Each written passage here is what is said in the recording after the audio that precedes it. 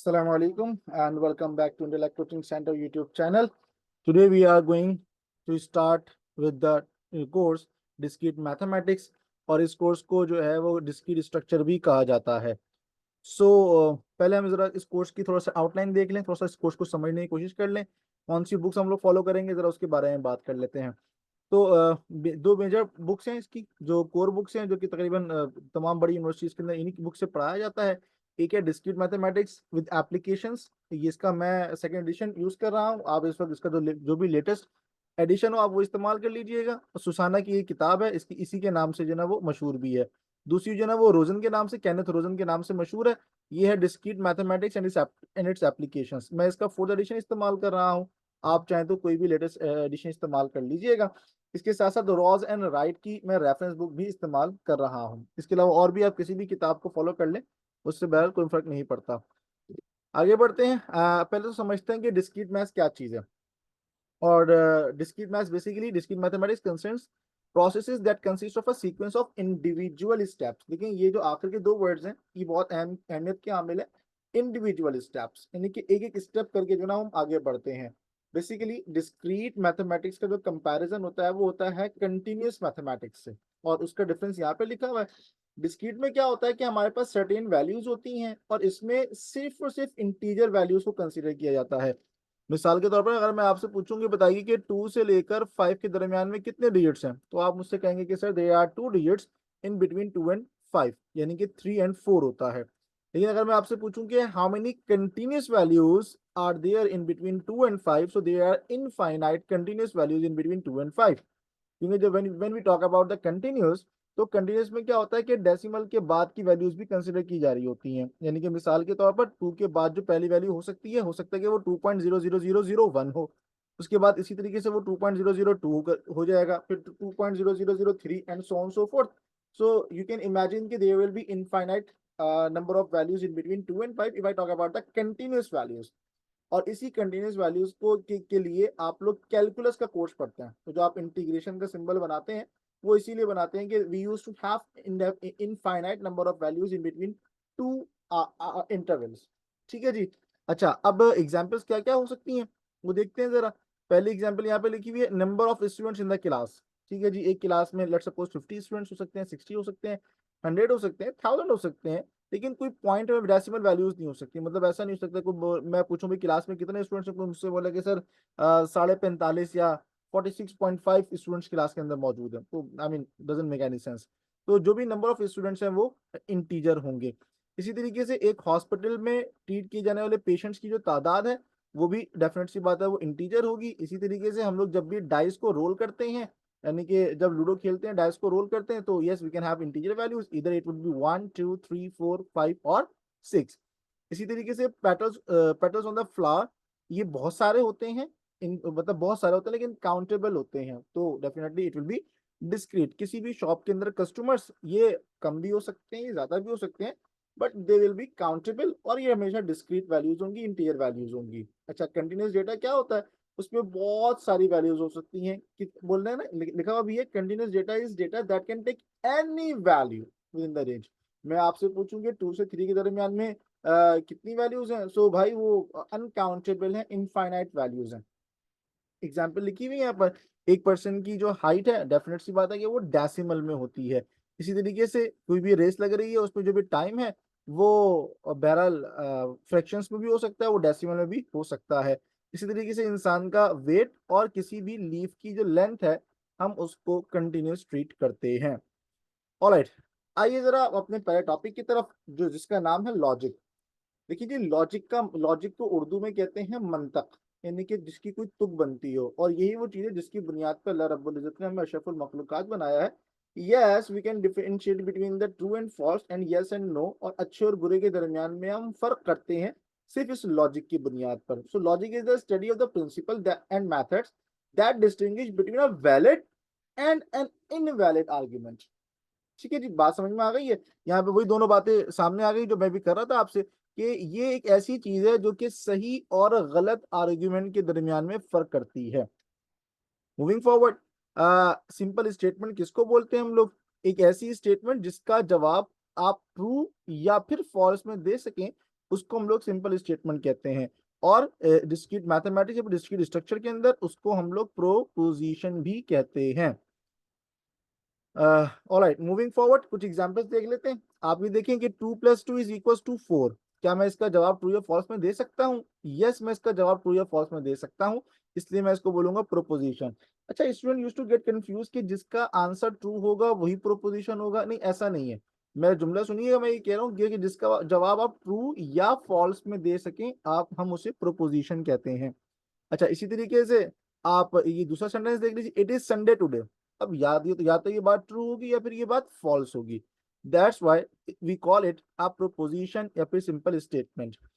अच्छा, if a proposition is true we say that it is have truth value of true. अगर कोई statement, कोई proposition true होती है तो हम कहते हैं कि इसकी ट्रुथ वैल्यू ट्रू है, और अगर वो प्रोपोजिशन फॉल्स होती है तो हम कहते हैं कि इसकी ट्रुथ वैल्यू फॉल्स है।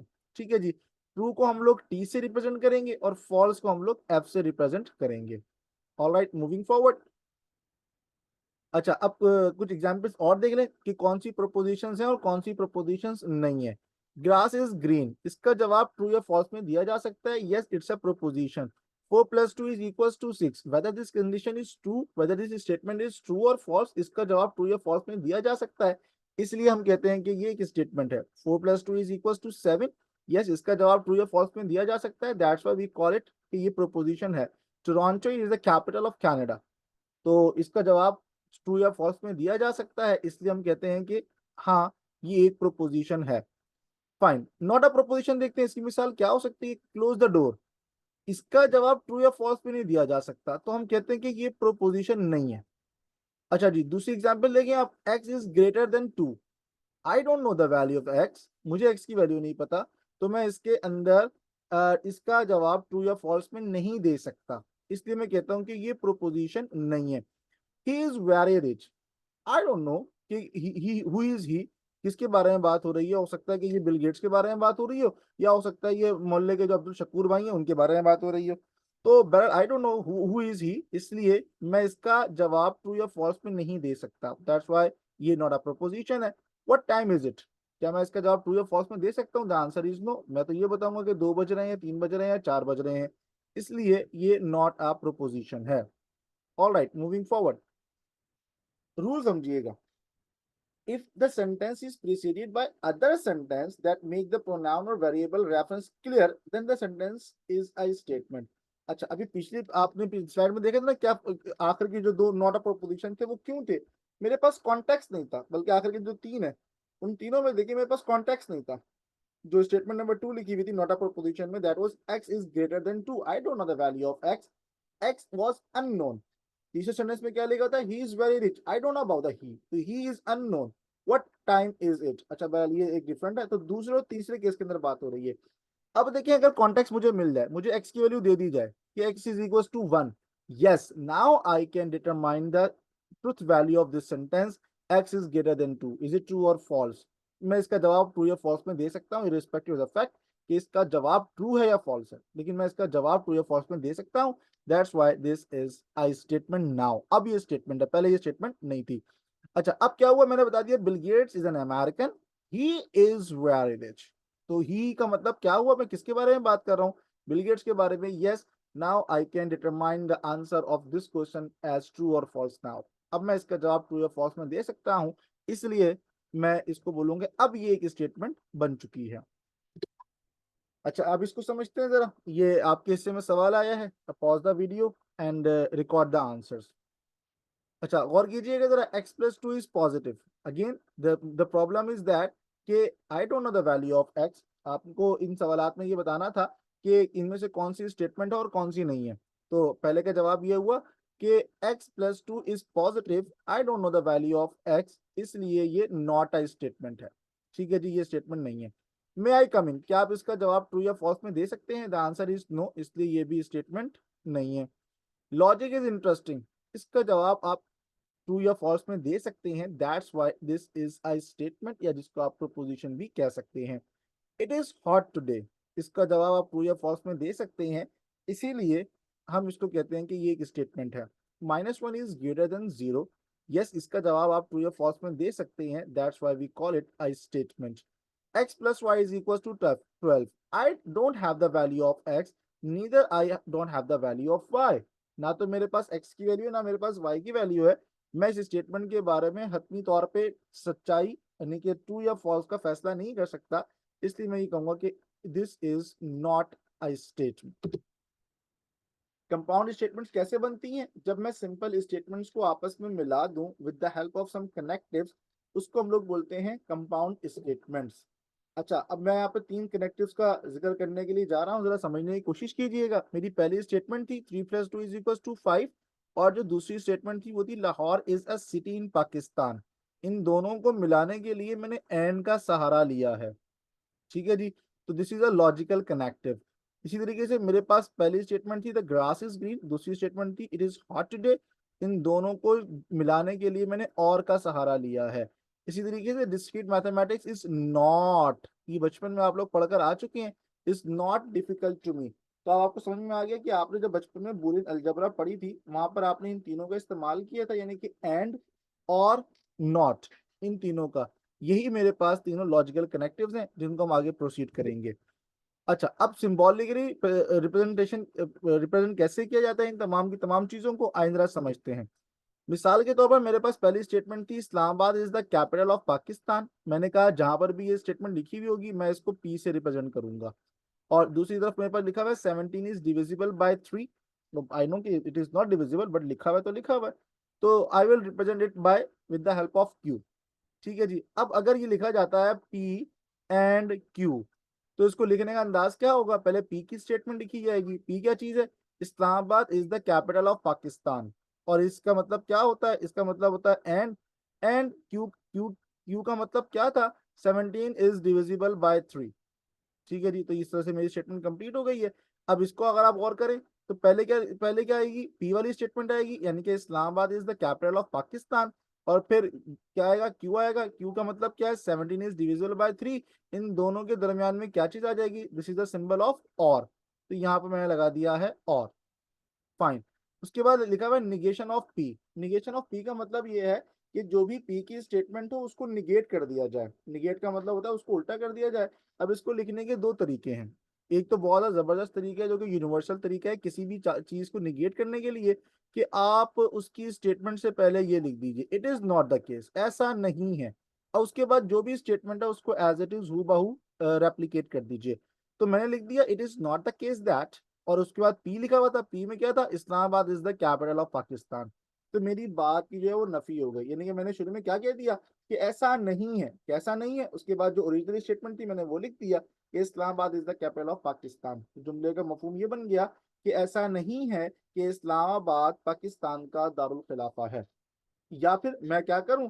मैं हेल्पिंग वर्ब के साथ नॉट लगा दूं। थोड़ी सी आपको इंग्लिश आनी आनी चाहिए उसके लिए, कि निगेट करना है मैंने अपने जुमले को। यहाँ पे लिखा हुआ है Islamabad is the capital of Pakistan, तो मैं क्या करूं? मैं इसके साथ क्या करूंगा? मैं नॉट लगा दूंगा। तो मैंने क्या किया?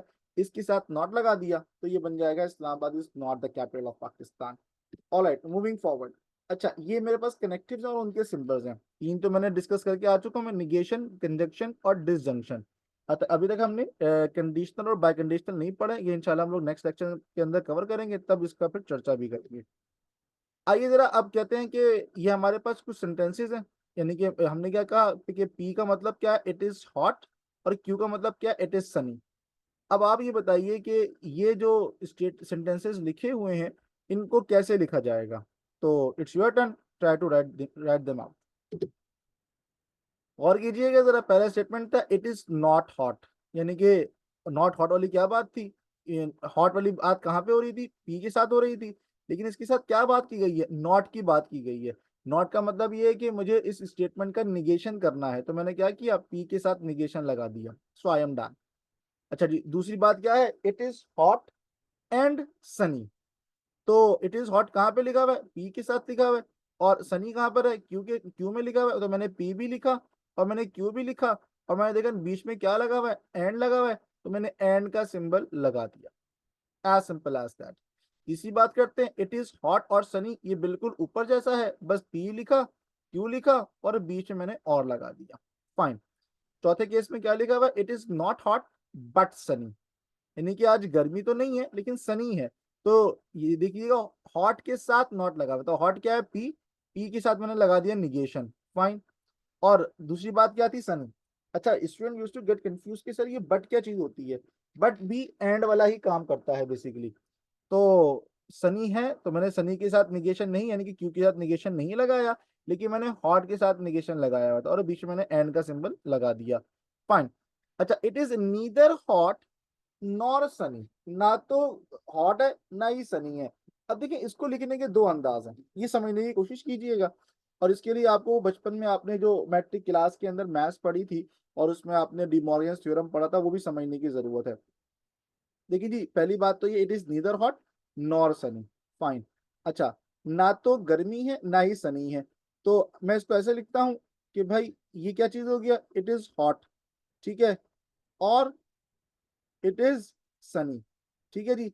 लेकिन मेरी स्टेटमेंट क्या बोलती है, ना ही हॉट है ना ही सनी है, तो मैंने क्या किया, इस पूरे को ब्रैकेट लगाया और बाहर मैंने क्या लगा दिया, निगेशन। अब आपको मेरा जुमला याद आएगा, मैंने आपको इसको कैसे पढ़ना सिखाया था कि it is not the case कि कि आज हॉट भी हो और गर्म भी हो, ठीक है जी। अच्छा, अगर आप उसको डिमॉर्गन्स थ्योरम के थ्रू अगर इसको आप एक्सपेंड करने की कोशिश करेंगे, तो आपने वो बचपन में डिमॉर्गन्स थ्योरम में आप पढ़कर आए हुए थे कि अगर ए इंटरसेक्शन बी के ऊपर होल कॉम्प्लीमेंट लगा दिया जाए, तो ये क्या करता है कि ए के ऊपर कॉम्प्लीमेंट लगता है और बी के ऊपर कॉम्प्लीमेंट लगता है, और जो बीच वाला सिंबल है वो इन्वर्ट हो जाता है। तो same is the case with the union, अगर यहाँ पे ए यूनियन बी का होल कॉम्प्लीमेंट लिखा हुआ हो, तो ए का कॉम्प्लीमेंट होता है, फिर बी का कॉम्प्लीमेंट होता है, और जो बीच में यूनियन का साइन है वो इंटरसेक्शन बन जाता है। अच्छा, अगर आप इसको आप रेप्लिकेट इसको अगर आप ओपन करने की कोशिश करें तो क्या होगा, कि निगेशन लगा हुआ है, निगेशन लगेगा पी के साथ भी और निगेशन लगेगा क्यू के साथ भी, ठीक है जी। और ये जो बीच में और का सिंबल है ये बन जाएगा and, as simple as that. तो यही इसका जवाब भी है। Alright, moving forward. अच्छा, अब काम उल्टा हो गया। पहले उन्होंने क्या किया था, ये गौर कीजिएगा जरा। पहले उन्होंने मुझे इंग्लिश लिख कर दी हुई थी और मुझसे कहा था कि सिंबॉलिक फॉर्म में लिखिए। अब वो क्या कर रहे हैं, दोबारा से उन्होंने ये काम किया है, लेकिन थोड़े से सवाल को चेंज कर दिया है। अभी भी दोबारा इंग्लिश लिख कर दी है और अब मुझसे कहा गया कि सिंबॉलिक फॉर्म में लिखिए। तो पहला वाला केस है कि Zia is healthy and wealthy but not wise, यानी कि दो खसूसियात जिया में है लेकिन एक खसूसियत नहीं है। तो यानी कि वो हेल्दी भी है और वेल्दी भी है लेकिन वो वाइस नहीं है। तो ये इसका जवाब है कि हेल्दी एंड वेल्दी तो है लेकिन वाइस नहीं है, इसलिए मैंने वाइस के साथ क्या लगाया है, निगेशन। उसकी तीनों खसूसियात को मैंने इंटरसेक्शन किया है, मतलब दो खसूसियात हैं वह एक कमी है, तो नॉट वाइस कर दिया। अच्छा जी, दूसरा सवाल था Zia is not wealthy but he is healthy and wise, तो पहली वाली चीज के साथ निगेशन आ जाएगा, बाकी दोनों के साथ वो नॉर्मल तरीके से उनको लिख दिया जाएगा। तीसरे केस में देखिए, Zia is neither wealthy healthy nor wise, यानी कि तीनों ही खसूसियात उसमें नहीं है। तो ये बहुत आसान वाला तरीका है कि भाई ये नीदर हेल्दी, नीदर वाइस, और सॉरी नीदर वेल्दी और नीदर वाइस, ठीक है जी। इन तीनों को मैंने एंड कर दिया, और अगर मैं इसको डिमॉर्गन थ्योरम के थ्रू लिखने की कोशिश करूं तो मैंने निगेशन को बाहर निकाला है और बाकी अंदर के साइन को मैंने इन्वर्ट कर दिया। ऑलराइट, अब यहाँ पे काम उल्टा कर दिया गया है और मुझे क्या किया गया कि सिंबल्स दे दिए गए हैं और मुझसे कहा गया कि आप इसकी इंग्लिश लिखिए, ठीक है जी। इंग्लिश में बहरहाल फर्क हो सकता है लेकिन कोई मेजर फर्क नहीं होना चाहिए, जो बात पूछी जा रही है वो मुकम्मल होनी चाहिए। तो पहला वाला सवाल था मेरे पास, निगेशन ऑफ सी। सी में क्या बात बोली जा रही थी कि Ali is a computer science student. तो निगेशन की जा रही है इसकी बात की, तो इसको लिखने के अब दो अंदाज हो सकते हैं। एक तो बहुत आसान सा है, Ali is not a computer science student, तो मैंने बात की नफी कर दी है, मैंने बात की निगेशन कर दी है। या इसका एक दूसरा अंदाज ये भी हो सकता है जो मैंने आपको बताया था कि it is not the case that Ali is a computer science student, ठीक है जी। अच्छा जी, दूसरे अली की बात कर लें। यहाँ लिखा हुआ है सी और एम। सी का मतलब क्या, Ali is a computer science student, बीच में आ जाएगा और Ali is good in mathematics. अच्छा, एक अक्लमंदी का तकाजा जो आपको पता होना चाहिए कि हम इंग्लिश में कभी भी नाउन्स को रिपीट नहीं करते। तो आई मीन इसकी अगर मैं बिल्कुल वर्ड टू वर्ड कन्वर्जन करूं तो ये बनेगा Ali is a computer science student और Ali is good in mathematics, ठीक है। तो बात दोबारा से अली लिखने की जरूरत नहीं है, आप बीच में और लगा के गुड इन मैथ्स लिख सकते हैं। तीसरे केस में क्या लिखा हुआ है, M and negation of C. M का मतलब क्या है, Ali is good in mathematics but not a computer science student, fine. Moving forward. अच्छा जी, ट्रुथ टेबल के बारे में बात कर लेते हैं। क्या करते हैं, a truth table specifies the truth value of a compound proposition for all possible truth values of its constituent proposition। तमाम की तमाम ट्रुथ वैल्यूज के हवाले से ये आपको जवाबात दे देता है कि क्या क्या पॉसिबिलिटीज हमारे पास मौजूद हैं। जैसे कि जरा कुछ समझने की कोशिश कर लेते हैं। जैसे कि मिसाल के तौर पर P is a statement variable, then negation of P, not P को कैसे लिखेंगे हम लोग, इसको बोलते हैं टिल्ड सिंबल। टिल्ड कंप्यूटर की जबान में इसको टिल्ड पढ़ते हैं, उर्दू में अलिफ मदा भी पढ़ सकते हैं। तो इसमें क्या होता है कि अगर P की वैल्यू ट्रू होगी तो निगेशन ऑफ P फॉल्स हो जाएगी, अगर P की वैल्यू फॉल्स होगी तो निगेशन ऑफ P ट्रू हो जाएगी। ठीक है जी। अच्छा जी, आइए जरा कंजंक्शन को पढ़ने की कोशिश करते हैं। इसमें क्या होता है, एंड होता है, और यहाँ पे P है और यहाँ पे Q है।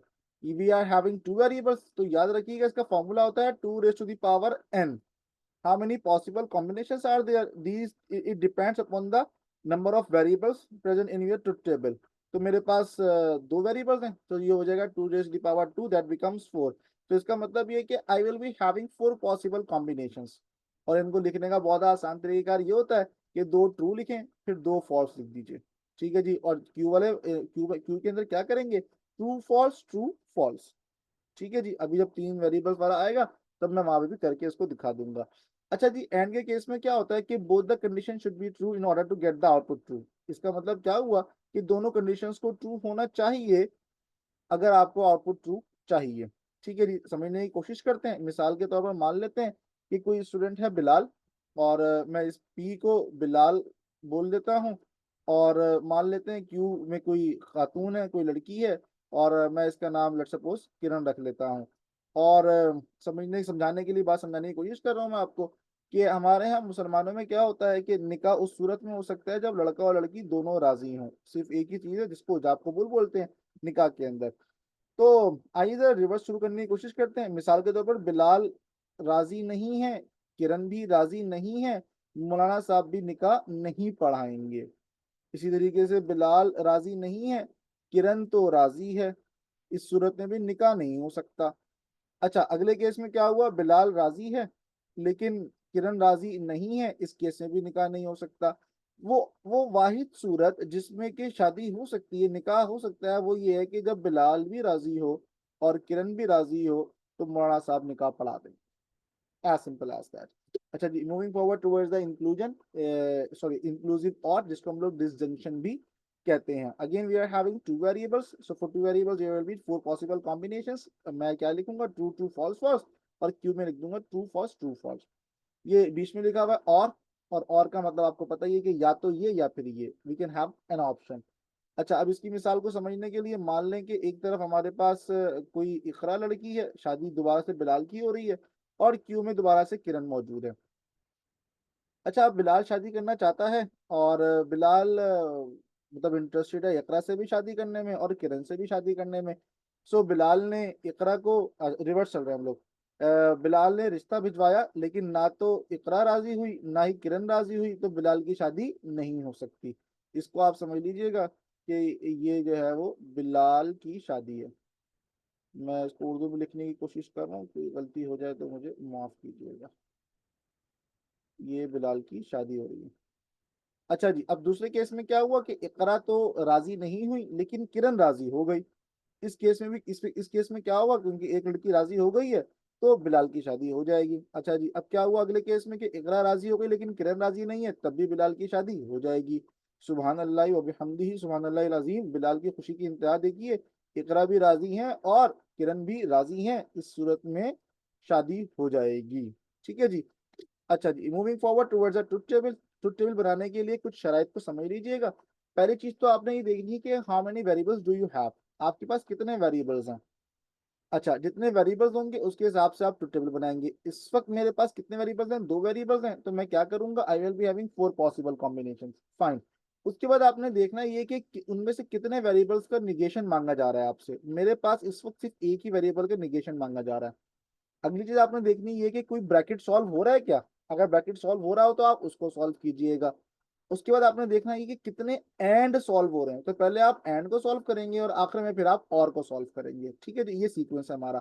अब मैं इस सवाल में बात करूं तो मेरे पास दो वेरिएबल्स हैं, तो मैं एक कॉलम बनाऊंगा पी का, एक कॉलम मेरे पास बनेगा क्यू का, उसके बाद फिर क्या होगा, मुझे निगेशन चेक करने, किस किस का निगेशन आ रहा है, एक ही निगेशन आ रहा है मेरे पास, वो है निगेशन ऑफ पी, और उसके बाद फिर मैं यहाँ पे अपना आंसर निकाल दूंगा, एज सिंपल एज दैट।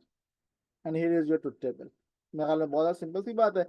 बस होगा क्या, आखिरी स्टेप में देख लीजिएगा कि negation of P and Q, यानी कि निगेशन ऑफ पी और क्यू का एंड निकाला जाएगा। एंड के केस में आपको पता होना चाहिए कि both the condition should be true in order to get the output true. Fine, moving forward.